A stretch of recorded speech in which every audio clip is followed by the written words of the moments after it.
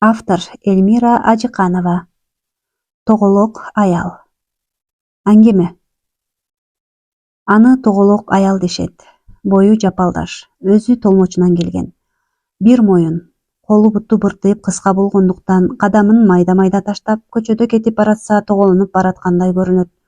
Ошон үчүн ал тоголок аял деген атка конгон. Жаш кезинде сындуураак эле болчу. Кийин бара-бара толмоч тартып кетти. Тоголок аял башкалардын аны эмне деп жатканы менен иши болбойт. Ар күнү таңдан кечке үй оокатын жасап, тоголонуп жүрө берет. Көчөдө жүрсө эки колунан эки баштык түшпөйт.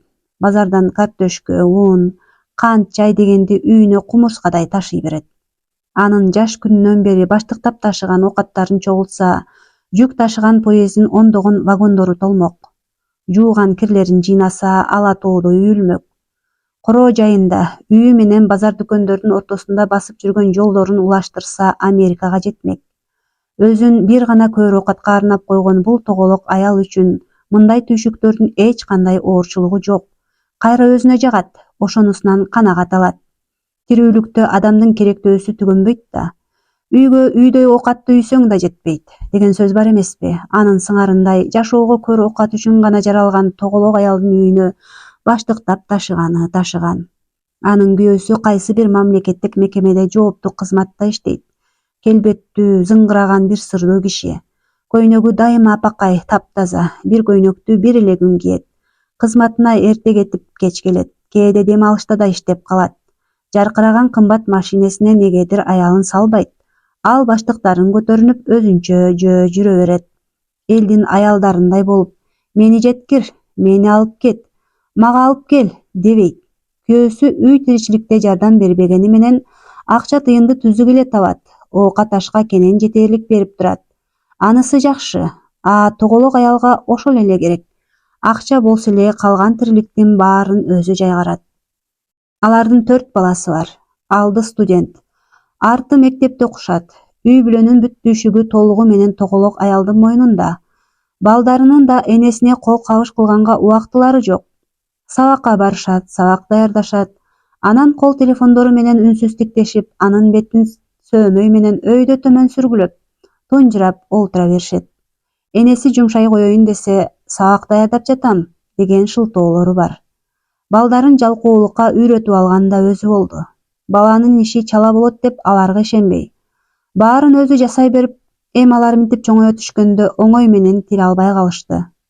Аялдын кол телефону сүйлөшкөнгө гана жарай турган жөнөкөй, жазуулары өчүп калган эски телефон. Мага ушул эле болот дейт өзү.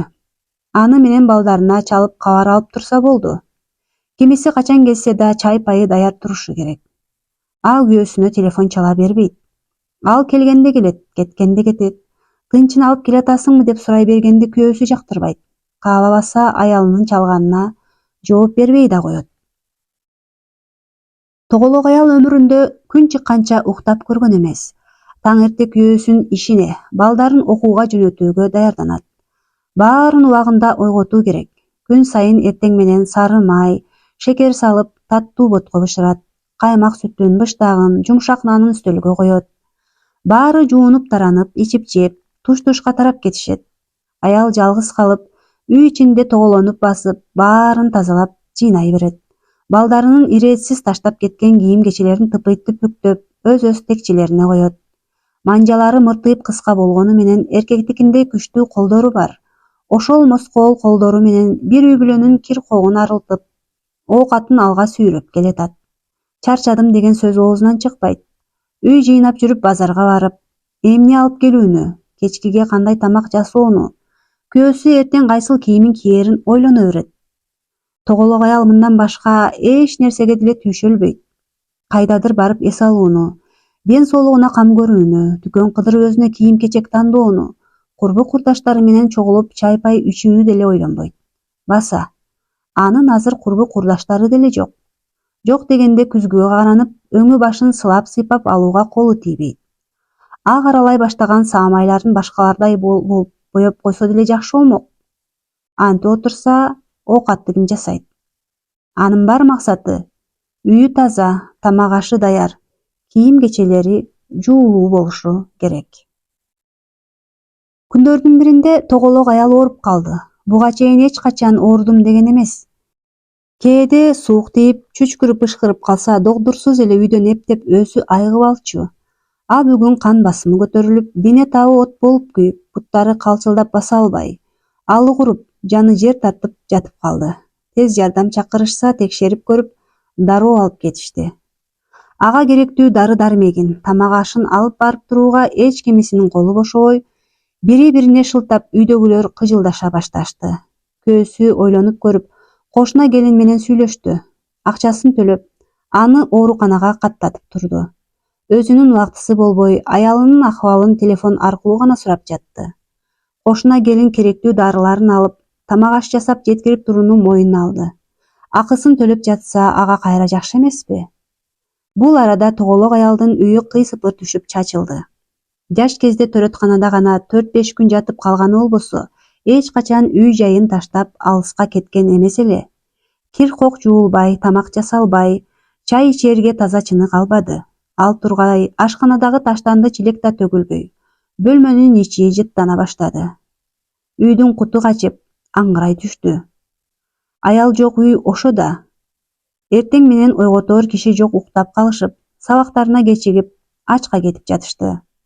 Докторлордун эчтемени ойлонбой, беймарал абалда жатыңыз. Сизге тынчтык керек дегенин эске албай, тоголок аял үй жайына кыжаалат болду. Бала чакасынын жүдөп калганын сезип жатты. Оюна койсо, палатадан бүгүн эле чыга качып, халатын кийип, алжапкычын тартынып, тирилигин жасагысы келип турду. Ооруканага барып, аялынын акыбалын көрүүгө убакыт таппаган баягы зыңгыраган күйөөсү ушу тапта кызматынан чыгып, шаар четиндеги бир ажайып ресторандын керемет музыка ойнолгон жеке бөлмөсүндө көптөн бери жолугуша албай жүрүшкөн Нази деген сулуу менен багалаан козунун шишкерегин жеп, шарап ичип, бирин бири кумарлуу тиктеп олтурушту.